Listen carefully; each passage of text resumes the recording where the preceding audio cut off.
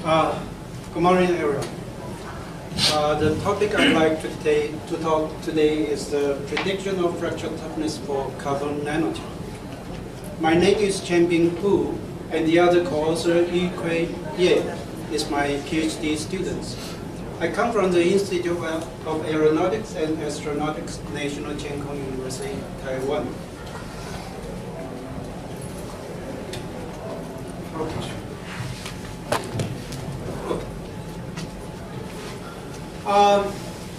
Before talking about the prediction of fracture toughness, I'd like to have a brief review about the stiffness and the strength. When you're talking about the stiffness and the strength, we usually consider about the diagram of the stress-strain diagram. Okay, so in order to have the same concept to predict the fracture toughness, we like to introduce the diagram of the strain intensity factor and the stress intensity factor. Because when you predict the thickness, you consider the slope of the stress strain. And when you consider about the strength, you consider the maximum point of the stress. So we like to introduce the diagram of the strain intensity factor and the stress intensity factor and consider the maximum point of this plot to be the fracture toughness. I believe all of you know the name of the stress intensity factor because this is the conference for the fracture. But I think not too many of you know the name of the strain intensity factors. So in this study, we like to propose a new parameter for the prediction of the fracture toughness. We call the strain intensity factors. This factor have the same definition, similar definition like the stress intensity factors. When we call the stress intensity factor, we like to say this factor indicates the magnitude of the stress singularity. If the stress is singular, by the point of the linear fracture mechanics, the strain is also singular. So we can say the strain intensity factor is a magnitude, denotes the magnitude of the strain singularity. So with this understanding, we can have a brief review about the prediction of the stiffness. Usually the prediction can be characterized into three different kinds of approach. The first one is the experimental work, such as the atomic force microscope, or the theoretical and numerical simulation for the atomic modeling or continuum modeling.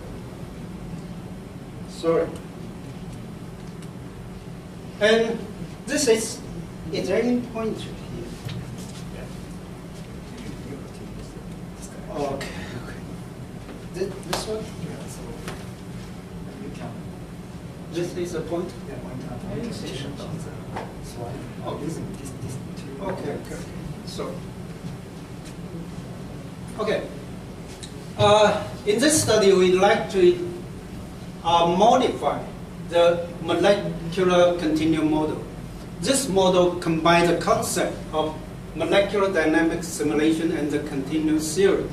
And in this model, we usually apply the displacement field instead of the force field.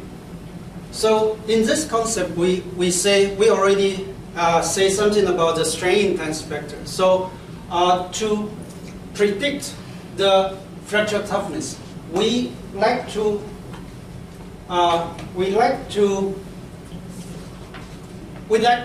employ the strain intensity factor instead of the stress intensity factor. And the deformed position of each atom is determined by using the near-tip solution obtained from the linear elastic fracture mechanics.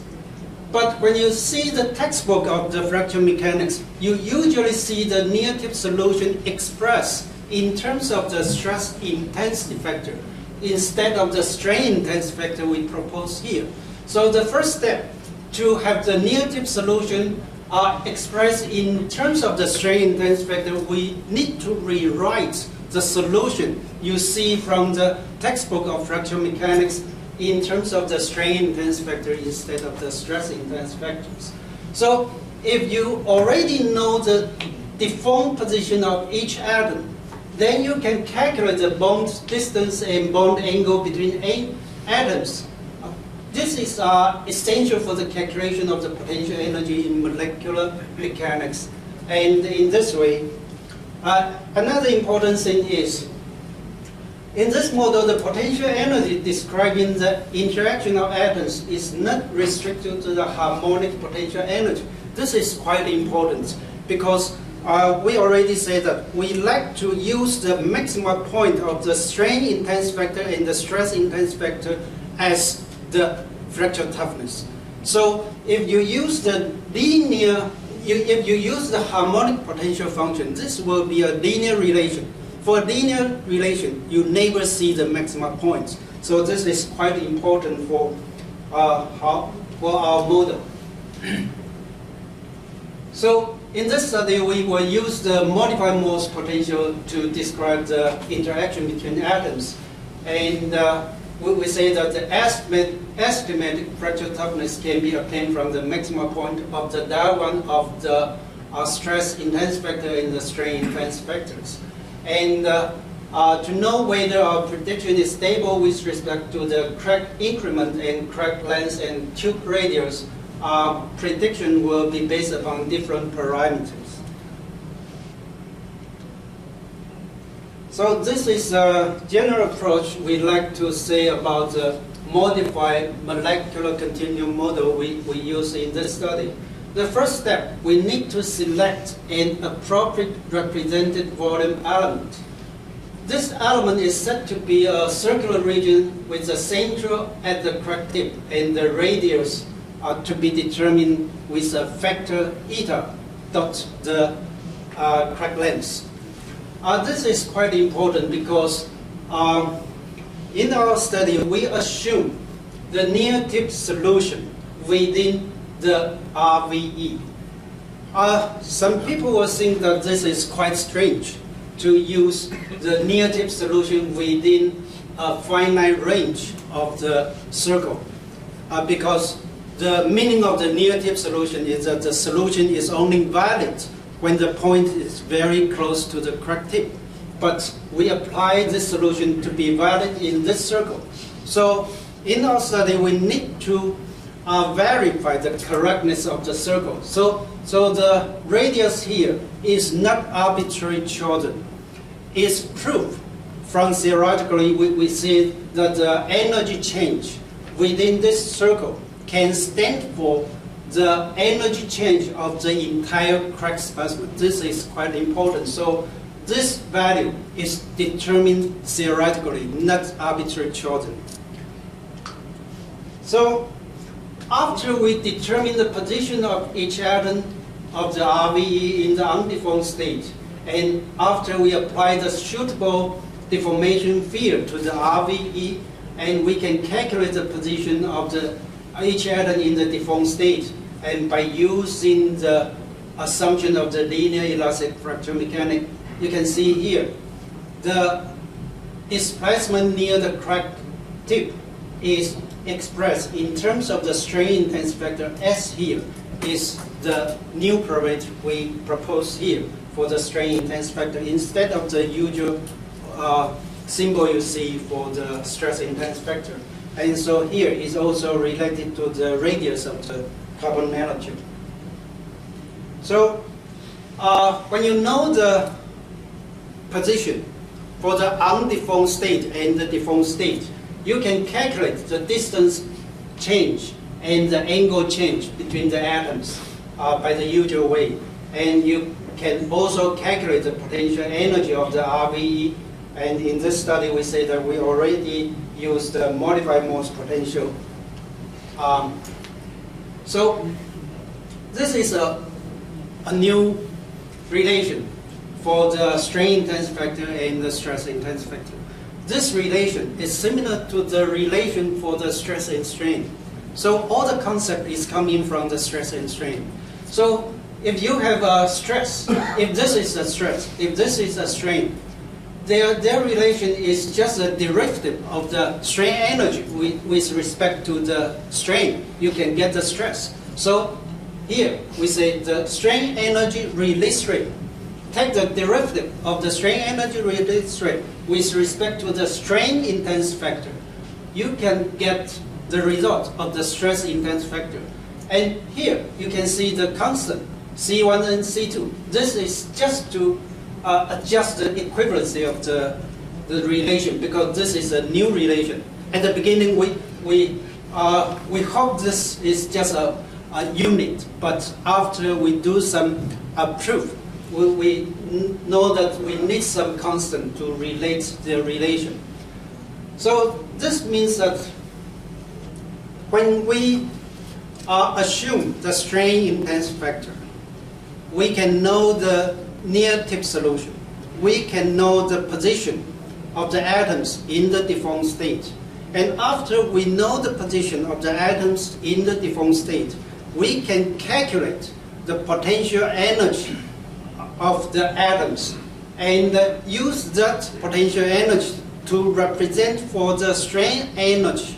So we can, through the equivalence of the potential energy and the strain, elastic strain energy has been assumed in the calculation of the energy release rate. So in that way, we can calculate the energy release rate. So taking the derivative of the strain with respect to the strain intense factor, we can get the stress intense factor. So through this way, we can plot the figure between the strain intense factor and the stress intense factor.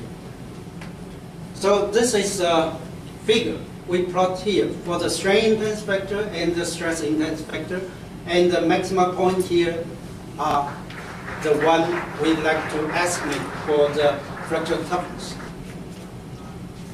And conventionally, we say that the strain energy release rate can be approximated by the finite difference methods, and the selection of the circular RVE and the use of the near tip solution can avoid the complicated computational procedure for obtaining the displacement field of the entire crack specimen.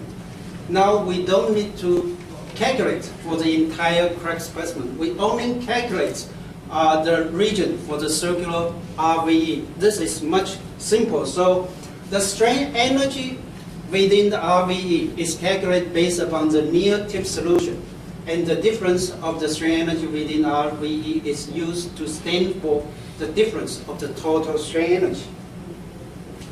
So I already said that it looks strange to employ the near tip solution into the entire region of the RVE, since some part of the RVE is not that near the crack tip. So it's very important in this study to prove that the energy change calculated by this way is really equivalent to the one by the traditional way. And this is a numerical calculation. The proof of the numerical calculation you can see through the approach 1 and approach 2. The error between these two approaches is within 6%. The approach 1 means that they are evaluated by the potential energy within RVE using the near tip solution. Approach 2 is evaluated by the total potential energy within the entire crack specimen, with atoms deformed position determined by the commercial finite element survey. So another important thing is the simulation of the crack. Usually in the molecular dynamics simulation, they will debone the crack bones or remove the crack, or sometimes they remove one row, sometimes they remove two rows. So in our study, the three different kind of cases we did. The first one is breaking the bones. The second one is removing one row of atoms. The third one is removing two rows of atoms. And this is a comparison of our results with the other results by different methods. You can see when removing two rows of atoms, their results are very close to the one obtained by the other method. And this is a plot between the fracture toughness and the radius of the nanotube. And you can see, starting from the radius for 1.4 nanometers, the fracture toughness will approach to a constant value. And this is for the mode 1 fracture toughness. This is for the mode 2 fracture toughness. So we see that both of the mode 1 and mode 2 fracture toughness tends to a constant value when the radius of carbon nanotube is greater than 1.4 nanometers. And for the mode 1 fracture toughness in armchair orientation is higher than that in the zigzag orientation, and opted for the mode 2. And the larger the row of the atoms are removed, the higher of the fracture toughness is estimated. This is quite reasonable because when you remove more rows of the atoms, it will become a blunt crack tip and should be safer, so they have the large fracture toughness. So this is a conclusion of my study. We say a circular region of RVE is proposed in the modified molecular continuum model for the prediction of the fracture toughness. And with this choice, the atom's position is calculated by using the closed-form near-tip solution of linear elastic fracture mechanics. And I'd like to mention again, this solution is not the usual solution you see from the textbook of fracture mechanics. They already been rewritten by using the strain intense factors, and the calculation through the traditional finite element method or the molecular dynamic simulation can be avoided. This can save a vast of computational time. And the computational results show that the difference of the fracture toughness predict with the full crack specimen or the select RVE is less than 6%. And here we say that breaking bond or removing one row or removing two rows are all did in our study. And compare with the simulation made by the other methods, by the molecular dynamic method, the removing two rows is suggested in this prediction. Thank you for your attention.